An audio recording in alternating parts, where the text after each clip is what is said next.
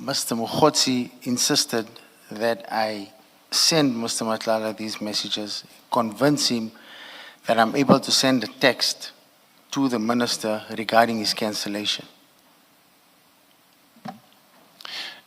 Yes, but on your version, neither you nor Mr. Mokgotsi had the text that you were going to offer Mr. Matlala in that regard.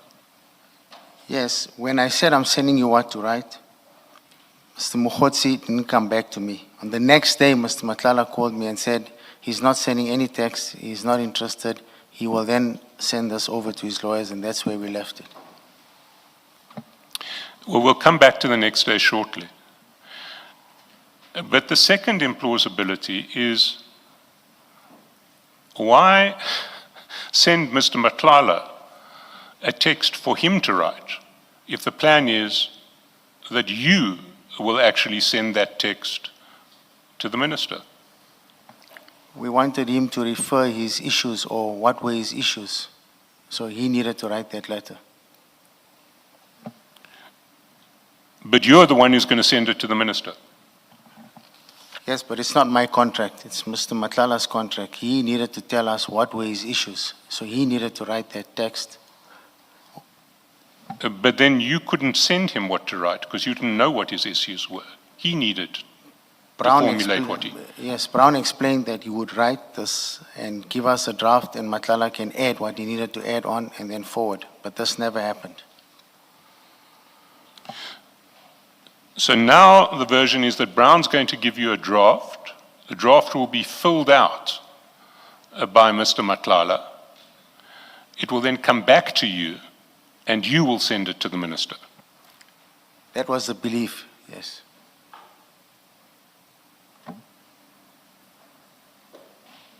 Sorry, may I just ask?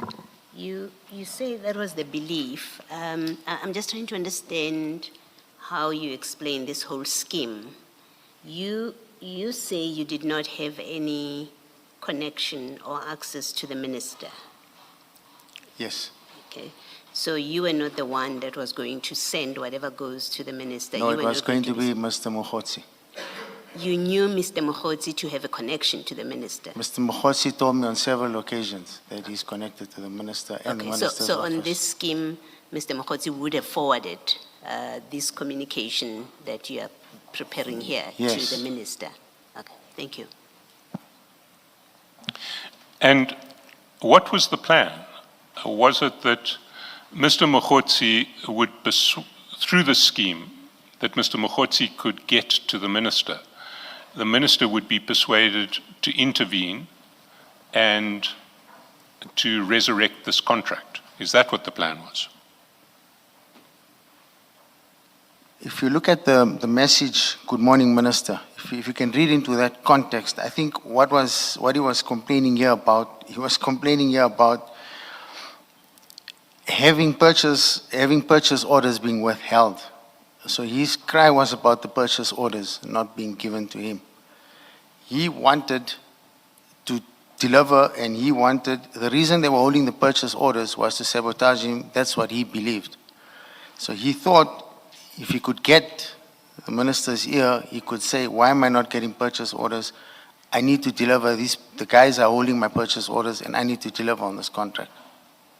So the plan was that a letter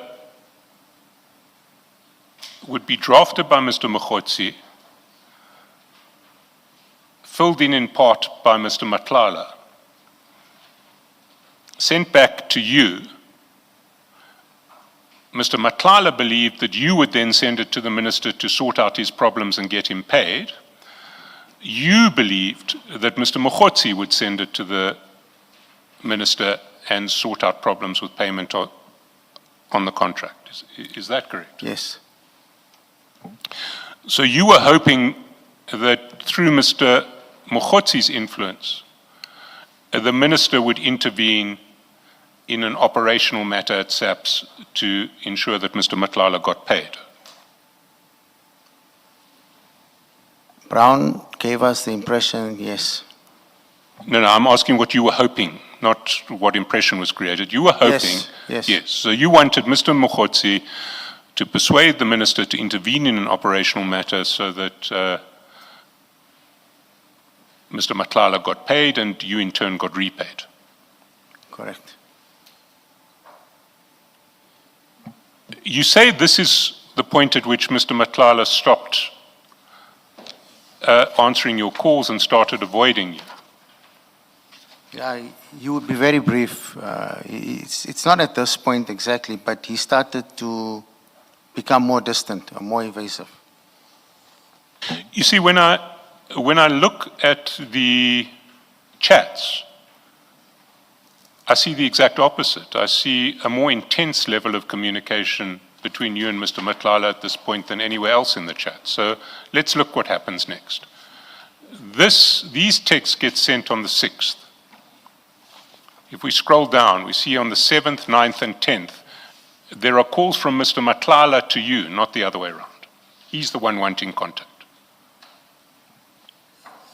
Yes, I called before. If you can see on the top, I called him first. Yes, you called him on the 6th. Yes. But after you have sent this text offering to get the minister on board to have him paid, he tries to call you 3 times. I called him first on the 10th, right on the top. No. If you go up to page 28, you will see that when you call him on the 10th, it's returning his call. You see on the 7th, he calls. On the 9th, he calls. On the 10th, he calls. He calls at 13:50, and a minute later, you respond. You speak at 13:51. He calls you back at 14:15. The following day, he calls you again on the 11th at 15:01. You call him back at 15:02. You call again at 19:05. On the 12th, he calls at 9:34. You call back at 10:58. He calls again at 12:26, and again at 12:26, and then again at 12:27 when he says, "I'm at your house, brother." He's come to visit you. Yes, that's correct. Is this someone who's avoiding you? I didn't say he avoided me immediately. I said during the course of May, he started becoming evasive. So I put more pressure on him on my payments. So when he asked to come to my house, he wanted to come and give me an explanation on payments. Can I take you back to paragraph 30.3 and see, so that you can see what your version was?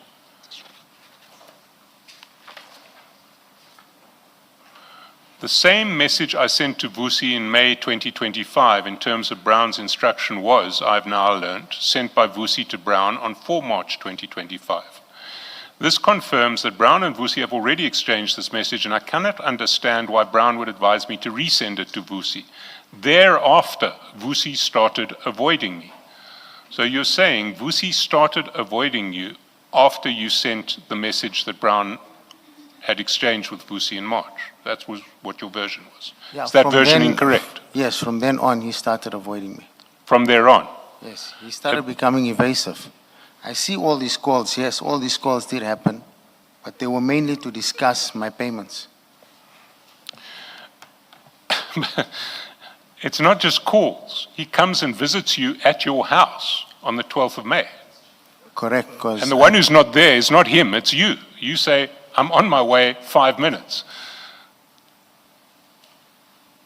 yes, I was on my way to see him. We had agreed that we'll meet. He needed to bring me a payment plan. See. So it doesn't look like he's avoiding you. At best, he's anxious that you might call in your debt and is chasing you to try and make some arrangements. He's certainly not avoiding you. Your response? I still say he was evasive. Let's look at the 13th.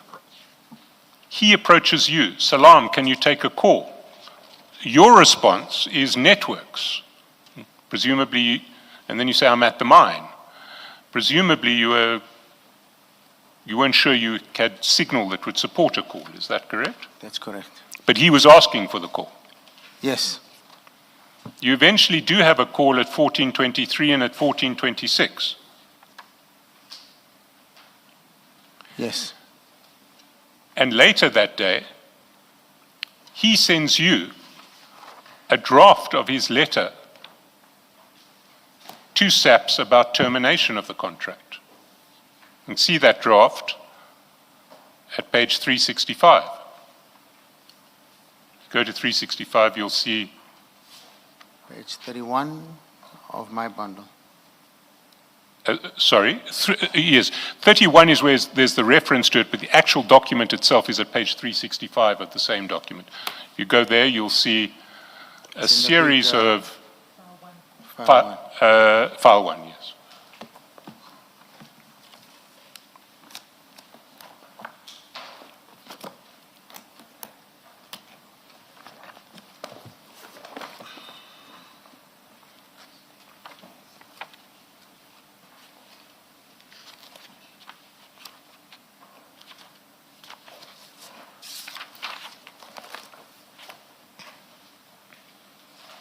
Yes, So he has sent you a draft of a letter to SAPS that his lawyers are planning to send on his behalf. yes. Is this wholly unrelated to what you said a week previously you would tell him to write? No, it had nothing to do with that. But at the very least, he's not avoiding you. He's still exchanging drafts with you. Yes, I've been putting pressure on Chair, him. in fairness to the witness, this is a signed letter. My learned friend keeps referring to a draft. It's a copy of a letter that seems to be actually sent. If you look at page 367. Mr. Chairperson, It's signed. The electronic file still describes it as draft, but I accept that it has been signed. thank you. Let's proceed.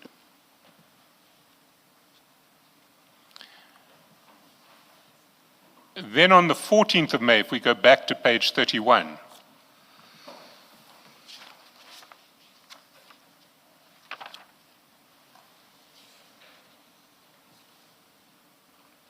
you call him at 8:55,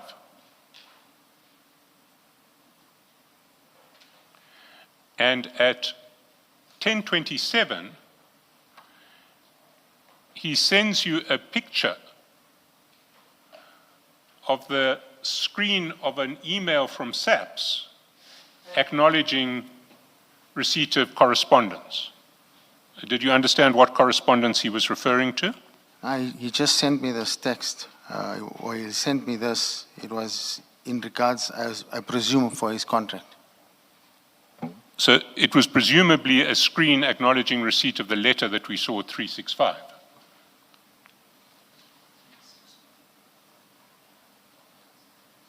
The letter that we just saw, the signed letter addressed to SAPS. Yes, I'm sure it's that. And did you understand it that way at the time?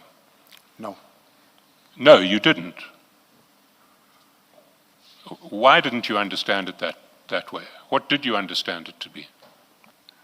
I just understood it in terms of his cancellation. I just looked at it and thought they've canceled his contract now, and his contract is canceled.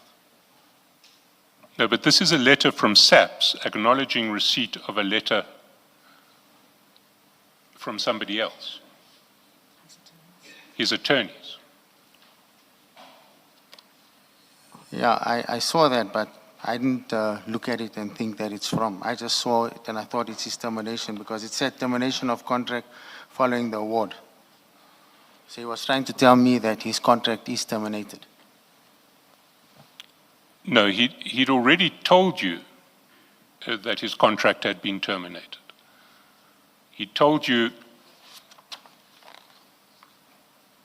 at the very least, by sending you the letter which took issue with that termination.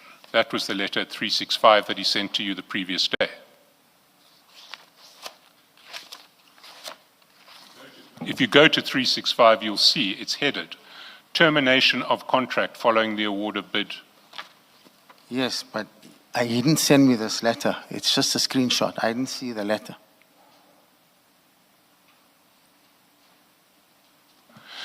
So why did you think he would send you a screenshot from SAPS? Mr. Matlala owes me money, so he's going to send me those screenshots.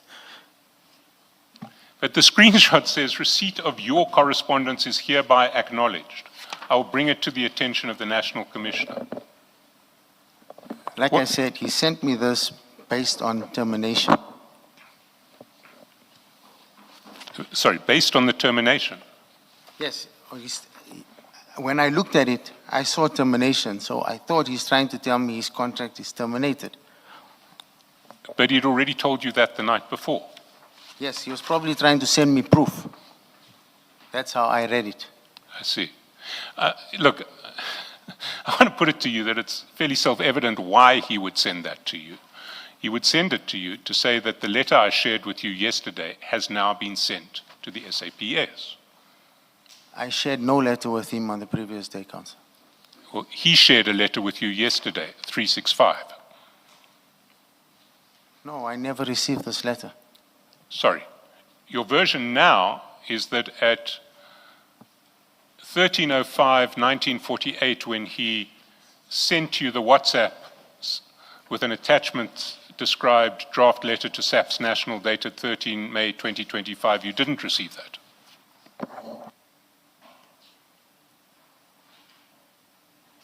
Here on the top. Yeah, I see it's there, but I don't recall this message. I didn't even open this message. You don't recall that message? It's there, but I didn't even open this message. I see. So you didn't see the draft at 365? No. I see. And you didn't see fit to mention that in your statement when you were dealing with your exchanges with Mr. Matlala? Yes, it's the first time I'm seeing this letter in the file now. I never opened this. I never opened this message. And your attorneys didn't take that up with you, didn't ask you about this this letter? That's been No. in the bundle for over a month now. No. I see.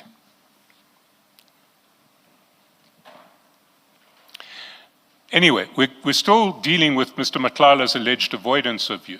He's now sent you a letter which is signed but hasn't yet been sent to the police.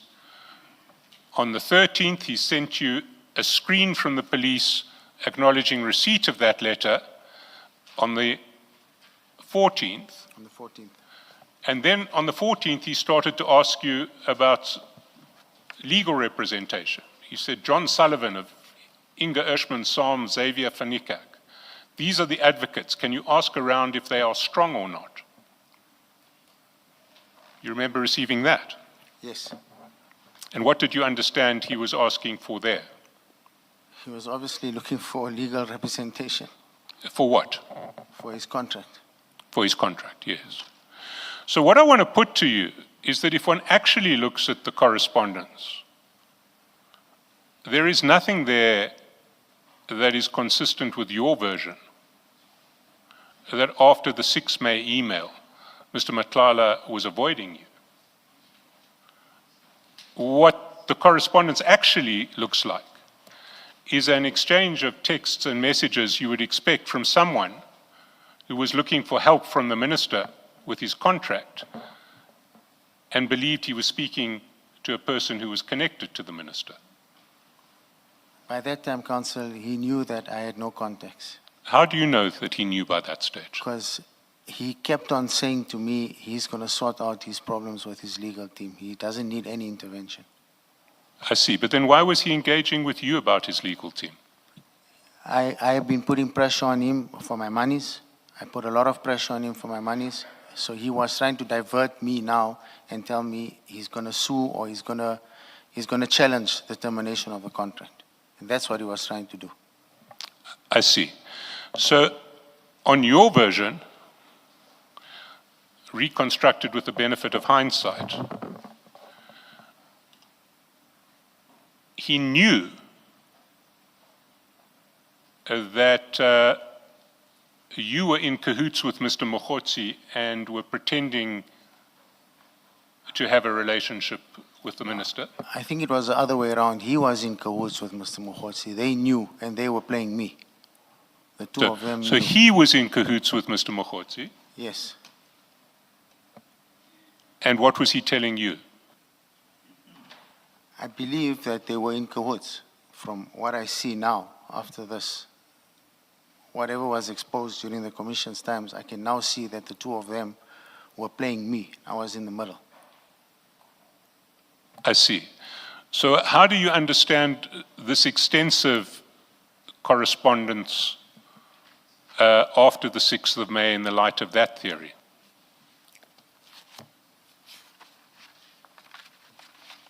Remember, he owes me money, counsel, so he needs to communicate with me because, like I said, I was calling him continuously for my payments, finding out because he promised that there were payments in the system. He promised to make more payments, but payments were not coming forth.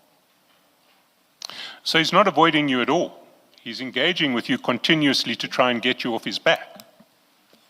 He was avoiding on the issue of payments.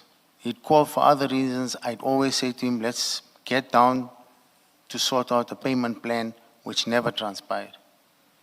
So on the issue of my payments, he was evasive. He would never come clear and tell me when he's going to pay me. You see, when I look at paragraph 30.3, that's not what you're saying at all. What you're saying in paragraph 30.3 is that with hindsight, you realize that on the 6th of May, Mr. Matlala understood that you had been misleading him about your access to the minister and then started avoiding you.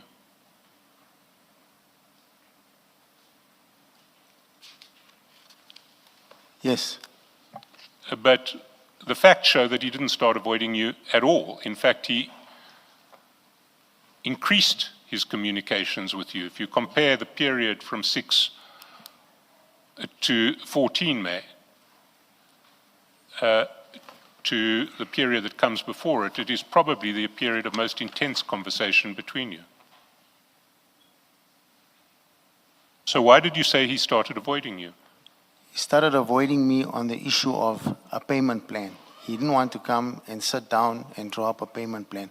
So he kept on managing me with these calls, kept on calling me, kept on saying, no, we'll do it today, we'll do it tomorrow. The day that he came to my house, he was very impatient. He didn't want to wait at all. He was in a hurry. And I said to him, I've got a copy in my hand. We need to sign something. I'm on my way. I want to put it to you that you have tried in this statement to create a version of Mr. Matlala cutting off communication with you when he realizes that you do not have purchase with the minister. But in fact, that is not what the objective evidence shows at all. He didn't realize that you didn't have purchase with the minister. He did. It is not what the evidence shows. And let me